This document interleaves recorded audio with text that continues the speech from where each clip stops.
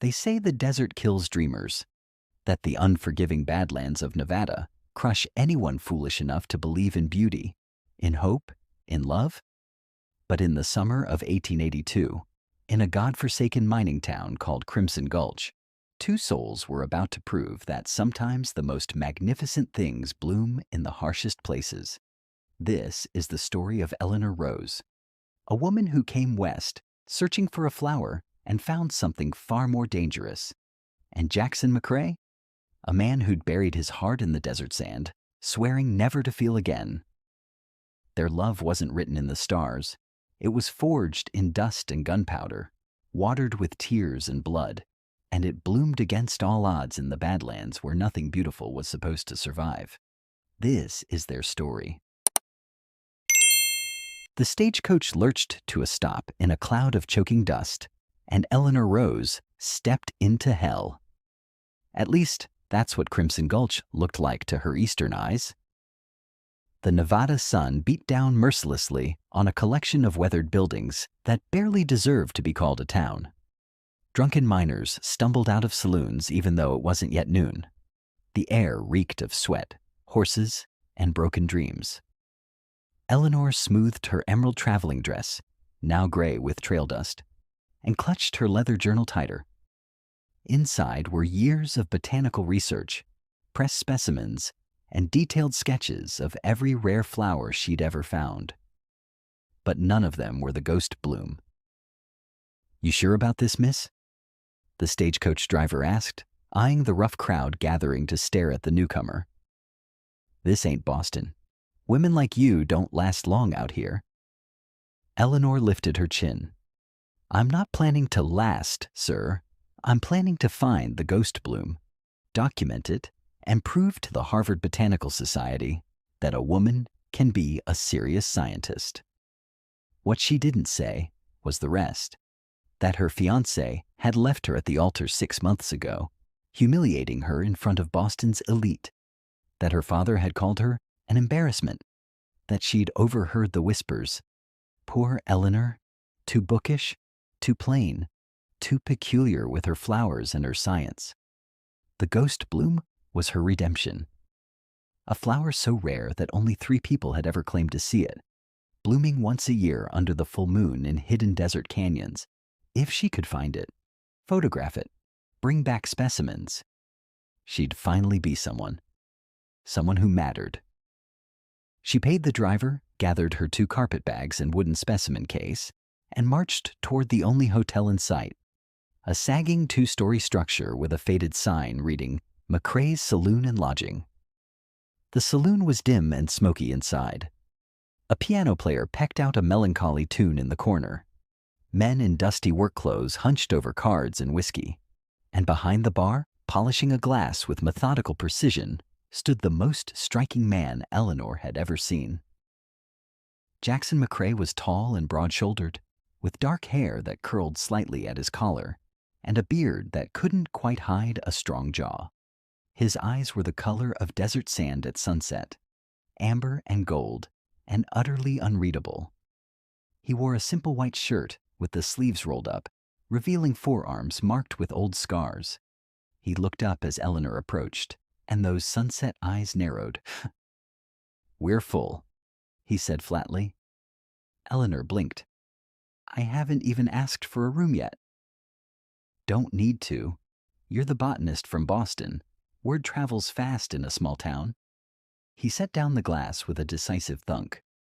"And I'm telling you now, we're full. Try the boarding house on the edge of town." Heat that had nothing to do with the desert sun flushed Eleanor's cheeks. "That's hardly proper hospitality, Mr. McCrae. Jackson McCrae. And this is my saloon, which means I decide who stays and who doesn't." He leaned forward, his voice dropping low enough that only she could hear. "Go home, Miss Rose. Whatever you're running from in Boston, you won't find answers here. You'll only find ways to get yourself killed." Eleanor's hands trembled, not with fear, but with fury. All her life, men had told her what she couldn't do. Couldn't attend university. Couldn't publish research. Couldn't be a real scientist. And now this arrogant saloon owner thought he could send her packing with a few harsh words? "I don't recall asking for your opinion, Mr. McCrae," she said, her voice ice cold and perfectly refined. "I have funds, I have purpose, and I have every right to rent a room in this establishment. Now, will you take my money, or shall I inform the territorial marshal that you're discriminating against paying customers?" Something flickered in those amber eyes. Surprise, maybe, or respect. "The marshal's my brother," Jax said. "But fine. You want to throw your money away on a fool's errand? That's your business. Room's $3 a week, meals included. But when you come crying that the desert's too hot, the work's too hard, and the men are too rough, don't expect sympathy from me." Eleanor pulled out $3 silver and placed them on the bar with deliberate care. "I don't cry, Mr. McCrae, and I certainly won't be seeking sympathy from a man who judges people before knowing them." She took the key he slid across the bar and marched upstairs, her spine straight and her head high. Behind her, Jax watched her go, a muscle working in his jaw. He'd seen her type before, Eastern dreamers who thought the West was romantic, an adventure, a chance to reinvent themselves. They never lasted. The desert broke them all eventually. He told himself he was doing her a favor by being harsh. Better she hate him now than trust him later, only to watch the frontier destroy her like it destroyed everything beautiful. But as he returned to polishing glasses, he couldn't quite shake the image of her fierce green eyes, blazing with determination. Damn, this was going to be a problem. Eleanor woke before dawn, dressed in her practical field clothes, a split riding skirt and sturdy boots she'd bought specifically for this expedition, and headed downstairs with her specimen case and journal. The saloon was empty except for Jax, who was sweeping the floor. He looked up, clearly surprised. "Thought you'd sleep till noon, like most fancy ladies." "Most fancy ladies aren't serious scientists, Mr. McCrae." She adjusted the wide-brimmed hat she'd purchased. "I need to hire a guide, someone who knows the canyon areas where the ghost bloom has been spotted." Jax leaned on his broom. "No one's going to guide you into those canyons. They're claim jumper territory. Men who'll kill you for your boots, let alone your pretty face." Eleanor refused to let his words rattle her. "Then I'll go alone." "The hell you will." The words came out sharp and immediate. Jack seemed surprised by his own vehemence. He cleared his throat. "Look, Miss Rose, Eleanor, those canyons are dangerous. Rattlesnakes, scorpions, flash floods, and men far worse than any animal. You wouldn't survive a day." "I appreciate your concern," Eleanor said, though her tone suggested otherwise. "But I didn't travel 2,000 miles to sit in a saloon. Good day, Mr. McCrae." She walked out into the purple-gray dawn, leaving Jax staring after her, cursing under his breath. The next week fell into an uneasy pattern. Eleanor would leave at dawn, exploring the areas closest to town, collecting specimens of desert flowers, sketching, taking notes. She'd return at dusk, sunburned and exhausted, but stubbornly triumphant. And every evening, Jax would be waiting, ostensibly working, but his eyes would track her as she climbed the stairs to her room. They clashed constantly. He criticized her impractical methods. She mocked his provincial attitudes. When she asked for hot water for washing her specimens, he grumbled about wasteful Eastern habits. When he suggested she was playing at science, she delivered a 15-minute lecture on botanical taxonomy that left him speechless. The other saloon patrons found it endlessly entertaining.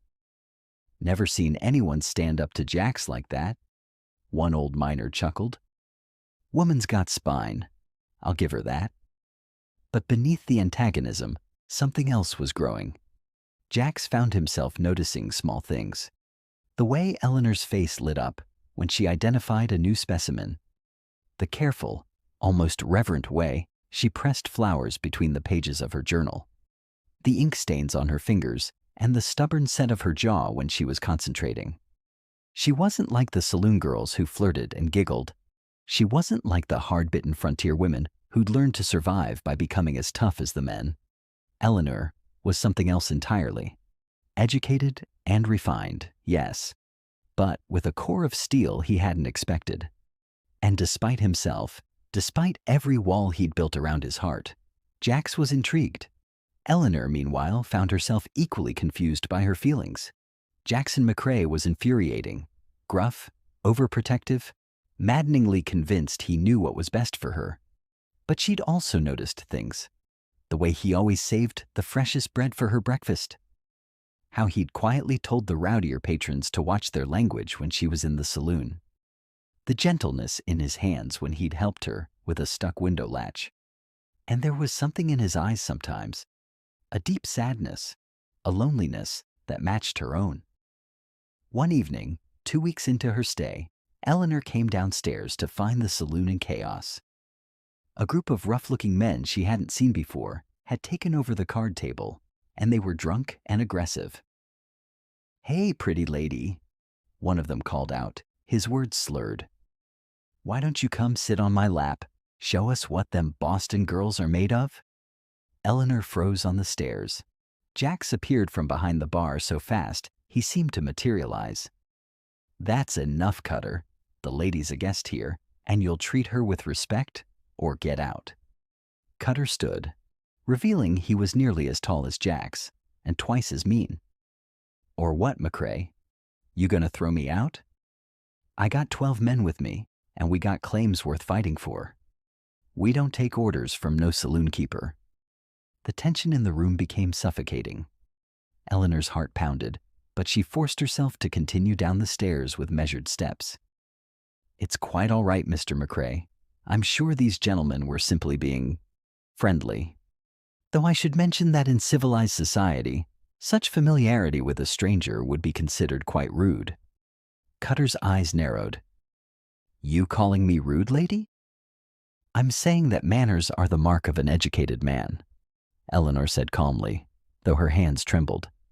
"And education is something that can be acquired at any age." For a moment, the saloon held its breath. Then Cutter laughed, a harsh, ugly sound. "You got guts? I'll give you that. But guts don't mean much out here. This ain't Boston." "I'm acutely aware of where I am," Eleanor replied. "Now, if you'll excuse me, I have research to document." She walked past the men with her head high, feeling their eyes on her, and made it to the dining area where she usually worked. Behind her, Jax caught Cutter's arm as the man reached for her. "Touch her, and you'll answer to me." Cutter sneered. "Since when do you care about some Eastern flower picker?" "Since she became a guest in my establishment. That's all you need to know." The two men stared each other down, until finally, Cutter spat on the floor and returned to his table. "Whatever. Just keep her out of our way. We got business in those canyons, and we don't need no woman trampling around where she don't belong." Later that night, after the saloon had closed, Jax found Eleanor still at her table, her hands shaking as she tried to sketch. "You should have stayed upstairs," he said quietly. "I won't be bullied into hiding," she replied, not looking up. Jax pulled out a chair and sat across from her, the first time he'd done so. "That man, Cutter, he's dangerous. He and his crew are claim jumpers. They've killed at least 3 men that we know of." Eleanor's pencil stilled. "Then why is he allowed to drink in your saloon?" "Because if I throw him out, he'll just cause trouble elsewhere. At least here I can keep an eye on him." Jax paused. "Eleanor, I need you to listen to me. Those canyons you want to explore, that's their territory.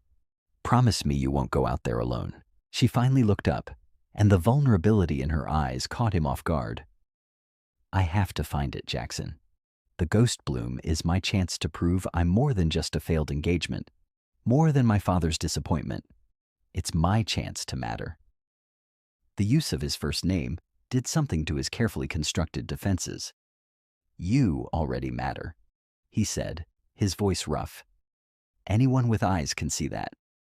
Their gazes locked, and for a moment, the world narrowed to just the two of them, the gruff saloon owner and the determined botanist, two wounded souls recognizing something kindred in each other.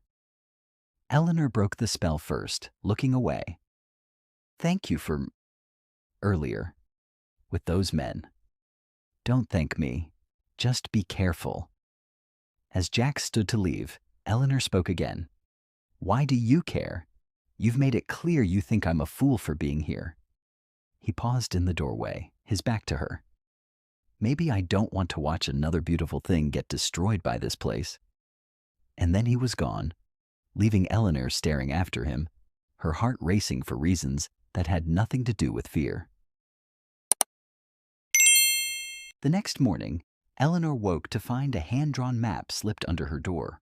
It was crude, but detailed, marking safe paths through the foothills, water sources, and, most importantly, areas marked with a large X and the words, "Stay away." There was no signature, but Eleanor knew Jax's handwriting from the ledger downstairs. Something warm bloomed in her chest. Over the following days, their relationship shifted. The antagonism didn't disappear. They still bickered over breakfast, about the proper way to make coffee, and Jax still grumbled about her impractical equipment. But underneath it was something warmer, something that made Eleanor's pulse quicken when Jax's hand brushed hers, passing a plate. She learned things about him in fragments. That he'd come west 10 years ago from St. Louis.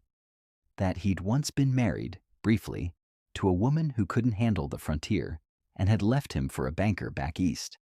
That he'd built this saloon with his own hands, board by board, because he needed something solid, something permanent in a landscape where everything shifted like sand. And Jax learned about her, about the brilliant, lonely girl who'd grown up in her father's botanical library, more comfortable with Latin names of plants than with people, about the fiancé who'd called her peculiar and unfeminine for preferring microscopes to tea parties, about the burning need to prove she was more than a decoration, more than a disappointment. "Your father's a fool," Jax said one evening as they sat on the saloon's back porch, watching the sunset paint the desert in shades of copper and gold. "Any man who can't see your worth doesn't deserve you." Eleanor looked at him, surprised by the vehemence in his voice. "You thought I was foolish when I arrived?" "I thought you were naive. There's a difference." He took a sip of whiskey. "I was wrong. You're one of the strongest people I've ever met." "I don't feel strong," Eleanor admitted. "I feel terrified most of the time, but I can't go back to Boston as a failure. I just can't." Jax turned to look at her, and the tenderness in his eyes made her breath catch. "You could never be a failure, Eleanor, not to anyone who matters." The air between them crackled with unspoken things. Eleanor broke the moment by standing abruptly. I have sketches to finish." "Eleanor." Jax stood too, catching her hand. "Be careful tomorrow. The full moon's in 3 days. If you're right about the ghost bloom, that means it'll bloom soon, which means you'll be tempted to go deeper into those canyons." His hand was warm and rough around hers, and Eleanor felt the touch all the way to her bones. "I'll be careful," she promised. But 2 days later, careful wasn't enough. Eleanor had ventured farther than usual, following a narrow canyon where she'd spotted unusual rock formations. According to her research, the ghost bloom grew in alkaline soil near ancient streambeds, and this location matched perfectly. She was so focused on her search that she didn't hear the riders until it was too late. Cutter and 3 of his men appeared at the canyon entrance, blocking her escape. "Well, well," Cutter drawled, dismounting. "If it ain't the Boston botanist. You're a long way from town, pretty lady." Eleanor's heart hammered, but she kept her voice steady. "I'm conducting legitimate scientific research. I have every right to be here." "See, that's where you're wrong." Cutter walked closer, and Eleanor smelled whiskey and malice. "This here's our territory.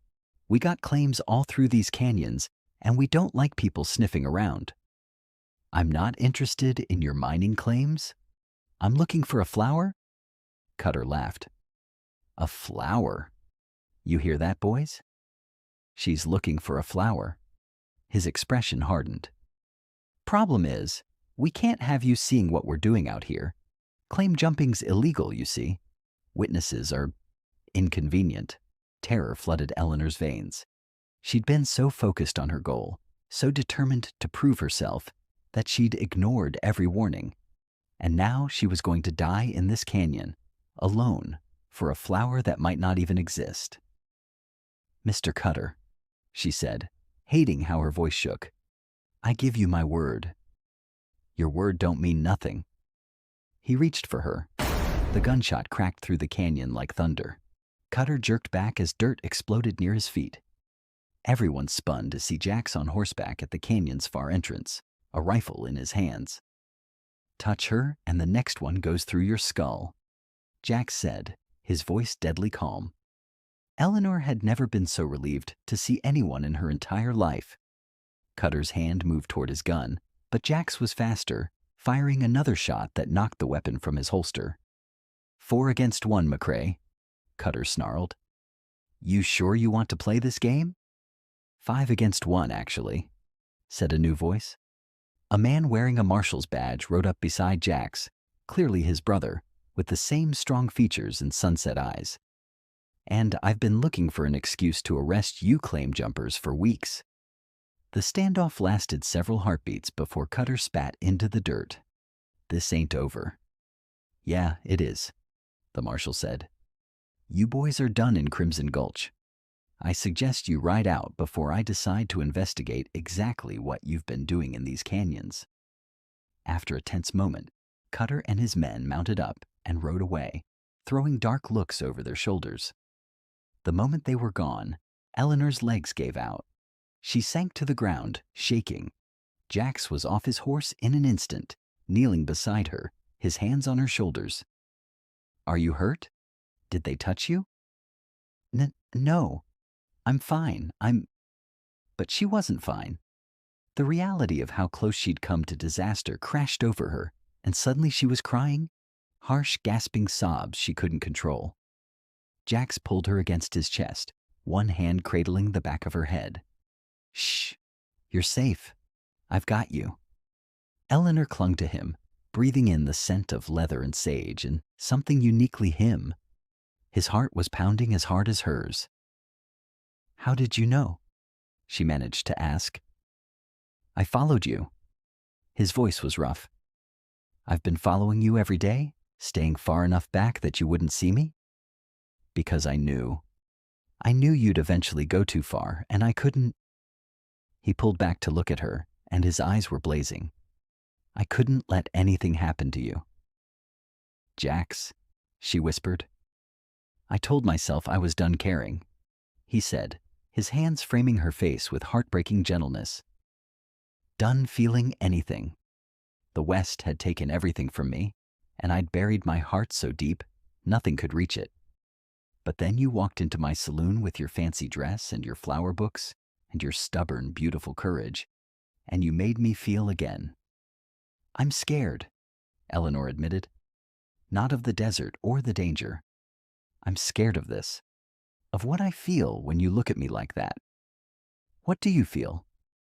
Eleanor took a shaky breath. Like maybe I came west for the wrong reason. Maybe it wasn't about the ghost bloom. Maybe I was supposed to find you. Jax's thumb brushed away her tears. I'm not a good bet, Eleanor. I'm rough and broken, and I'll never be the kind of refined gentleman you deserve. I don't want refined, Eleanor said fiercely. I want real. I want you. The kiss was inevitable, soft at first, tentative, as if they were both afraid the other might disappear. But then Eleanor's hands fisted in Jax's shirt, and he groaned, deepening the kiss, pulling her closer as years of loneliness and pain and hope poured between them. When they finally broke apart, both breathing hard, Jax rested his forehead against hers. We should get you back to town, he murmured. Wait. Eleanor pulled back, looking around the canyon with new eyes. "Jax, look." In a sheltered alcove of rock, barely visible in the late afternoon shadows, was a cluster of the most extraordinary flowers Eleanor had ever seen. They were pale as moonlight, with petals that seemed to glow from within, and they grew from cracks in the alkaline rock, where nothing else could survive. The ghost bloom. Eleanor approached reverently, pulling out her journal with shaking hands. "It's real," she breathed. "It's actually real." Jax watched as she photographed, sketched, and carefully collected specimens, her face radiant with joy. And he realized something that should have terrified him, but instead felt like coming home. He loved her, loved this brilliant, stubborn, brave woman who'd turned his world upside down. And for the first time in years, Jackson McCrae allowed himself to hope. The next few weeks were the happiest of Eleanor's life. She'd found the ghost bloom, had documented it thoroughly, collected specimens, even managed to cultivate a few samples that she kept in careful terrariums. Her research was groundbreaking. Her photographs were stunning. And the Harvard Botanical Society would have no choice but to recognize her work. But more than that, she'd found Jax. They were inseparable now. He taught her to shoot, to read the desert's moods, to understand the subtle language of the West. She taught him about botany, read him poetry by lamplight, and showed him that beauty wasn't weakness, it was its own kind of strength. The whole town noticed. Some approved, some gossiped, but mostly people smiled to see the hard, lonely saloon owner finally happy again. Eleanor had never felt so free. In Boston, she'd been confined by expectations, by corsets and calling cards and society's narrow definition of who she should be. Here, she could be herself, scientist, woman, lover without apology. She and Jax talked about the future.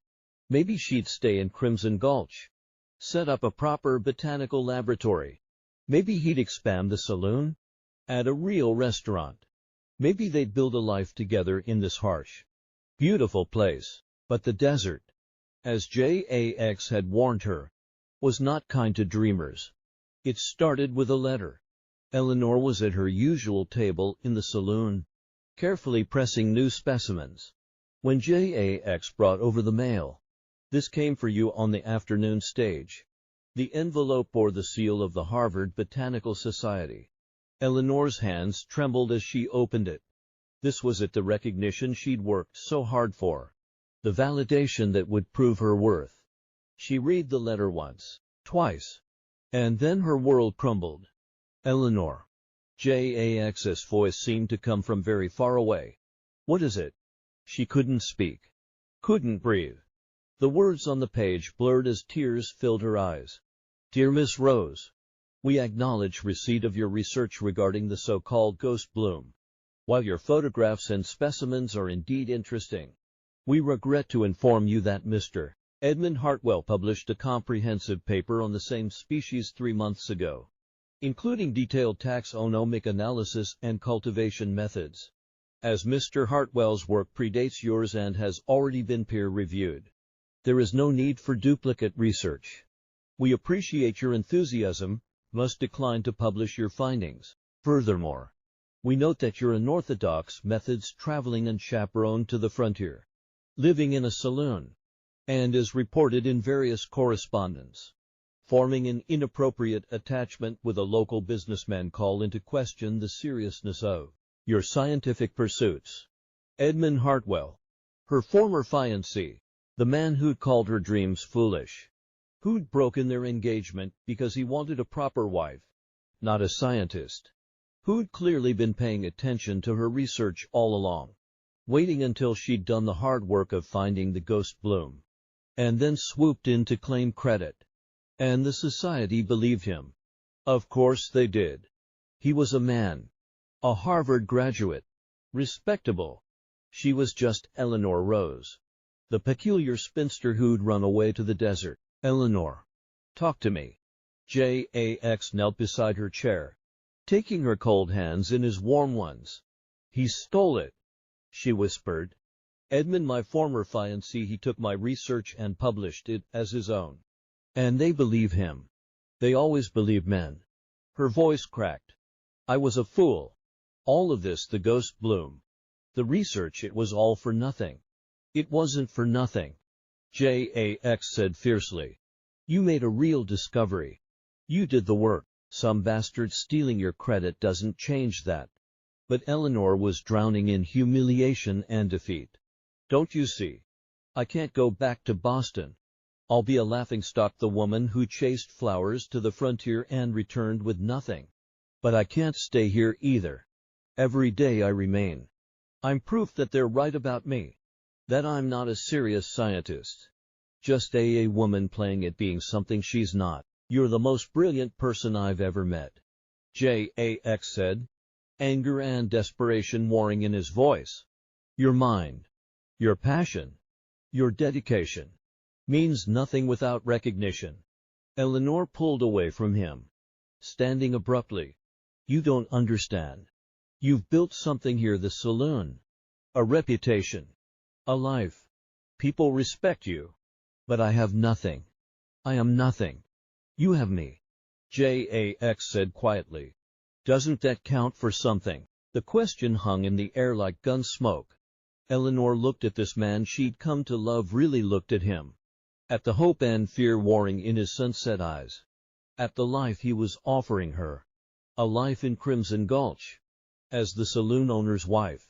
Comfortable. Maybe even happy. But anonymous. Forgotten.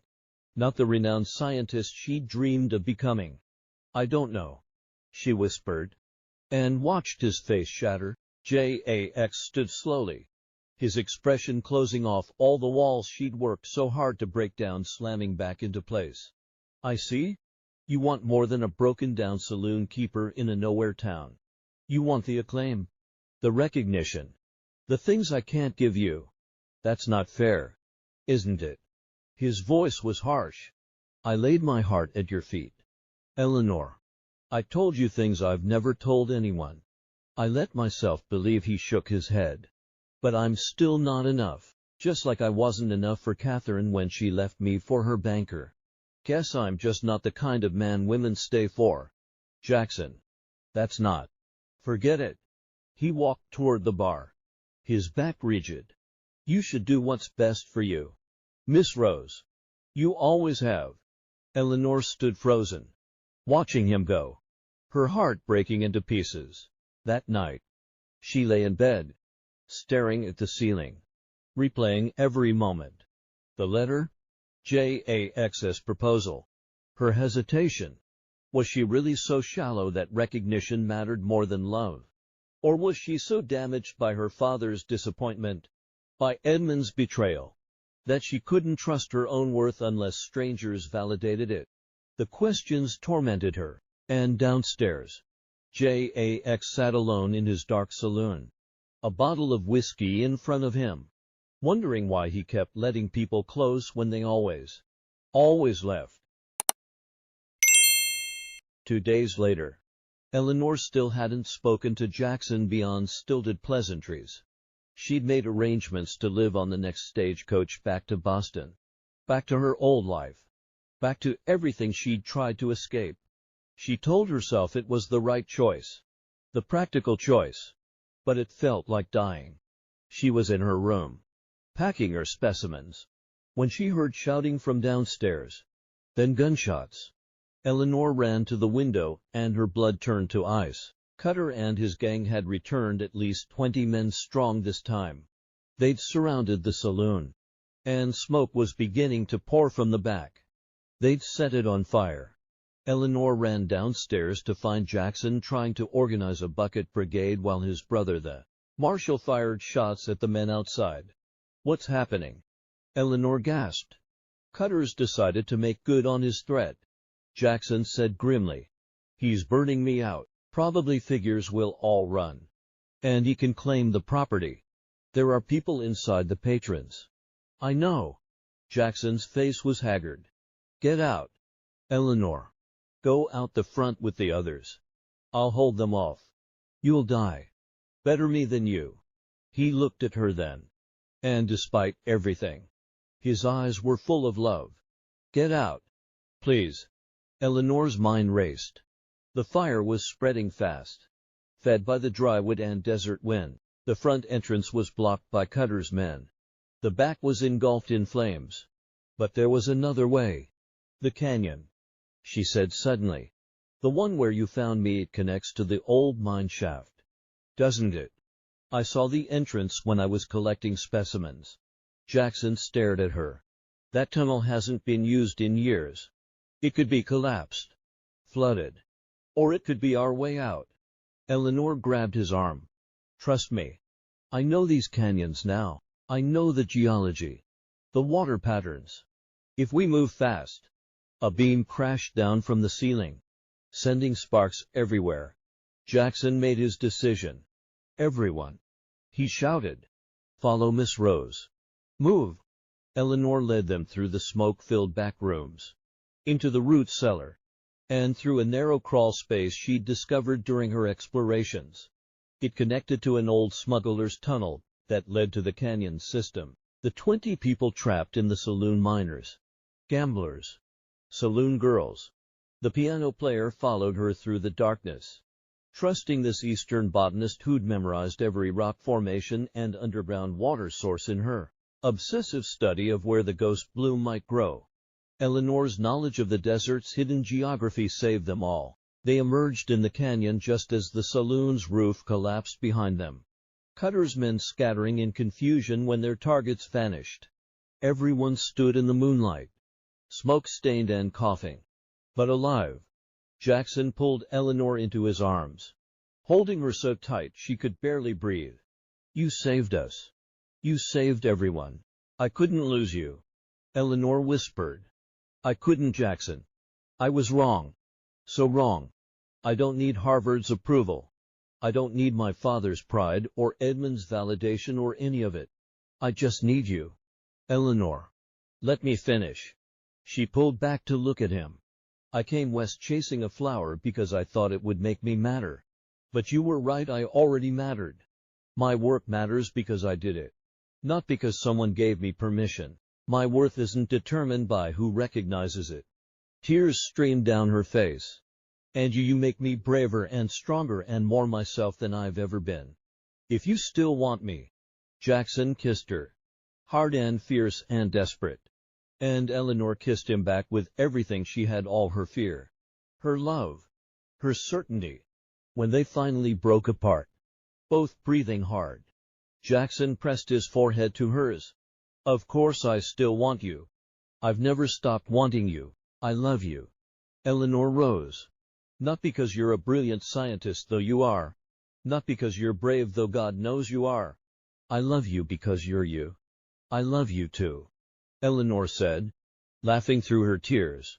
"My stubborn, wonderful saloon keeper." "Former saloon keeper," Jackson said wryly, glancing back at the smoldering ruins of his business. "Guess I'm unemployed now." Eleanor pulled back, a spark igniting in her eyes, the same spark Jackson had seen that first day when she'd refused to be sent away. "Actually, I have an idea about that." 3 months later, the new building rose from the ashes of the old saloon. But it wasn't a saloon anymore. The sign over the door read, "Desert Rose Botanical Institute Research Station." Inside, Eleanor had created something unprecedented, a working laboratory where she could continue her research, a library of desert flora, and a small museum displaying her discoveries, including carefully preserved specimens of the ghost bloom. But more than that, she'd created a school. Local children came to learn about botany, geology, and natural sciences. Miners brought unusual rocks for identification. Ranchers consulted her about drought-resistant plants for their livestock. Eleanor had found a way to be a scientist on her own terms, without needing Harvard's approval. And upstairs, above the institute, were the living quarters she shared with her husband. They'd married quietly, with just Jackson's brother the marshal and a few close friends in attendance. Eleanor wore a simple dress the color of desert sand at sunset, the color of Jackson's eyes, with ghost blooms in her hair. She'd written to her father once, explaining her decision. He'd written back a curt, disapproving letter that Eleanor had read once and then burned. Some people would never understand, and she'd made peace with that. Edmund Hartwell's paper had indeed been published, and he'd received accolades for discovering the ghost bloom. But Eleanor found she didn't care anymore. She knew the truth. Jackson knew the truth. And that was enough. One evening, as the sun painted the desert in shades of copper and gold, Eleanor stood on the porch of the Institute, watching Jax help repair a fence in the small botanical garden they'd planted. He looked up, caught her watching, and smiled, that rare, genuine smile that still made her heart skip. She walked over to him, and he pulled her into his arms, both of them dusty and tired from a good day's work. "Happy?" he asked softly. Eleanor looked around at the institute she'd built, the research she was conducting, the community she'd become part of, and most of all, at the man holding her, this rough, wonderful man who'd taught her that love was more valuable than any recognition. Deliriously, she said, "You know what's funny? I came west looking for a rare flower that blooms once a year in impossible conditions. I thought finding it would make me special, would prove I mattered. And instead I learned that I'm like the ghost bloom." Eleanor said softly, "I needed harsh conditions to really bloom. I needed the desert to show me who I really was. And I needed you to help me believe I was worth loving exactly as I am." Jackson cupped her face tenderly. "You were always worth loving, Eleanor. You just needed to see it yourself." As the sun set over the Badlands, painting the sky in impossible colors, Jax and Eleanor stood together, two people who'd been broken by life, wounded by loss, and had found healing in each other. The desert had not killed their dreams. It had transformed them into something stronger, deeper, more beautiful than either had imagined possible. And in the garden behind them, carefully tended and thriving against all odds, the ghost blooms grew, proof that even in the harshest places, with enough courage and love, the most magnificent things can bloom. They say the desert kills dreamers, that the unforgiving Badlands crush hope and beauty and love. But Eleanor Rose and Jackson McCrae proved them wrong. Their love story wasn't easy. It wasn't perfect. But it was real, forged in fire and dust, watered with tears and laughter. And it bloomed in the one place everyone said nothing beautiful could survive. Because sometimes the most extraordinary things grow in the most unexpected places. Sometimes you have to lose everything to find what truly matters. And sometimes love is the rarest and most precious discovery of all. This has been The Botanist and the Outlaw, a Wild West love story that bloomed in the Badlands. Thank you for listening.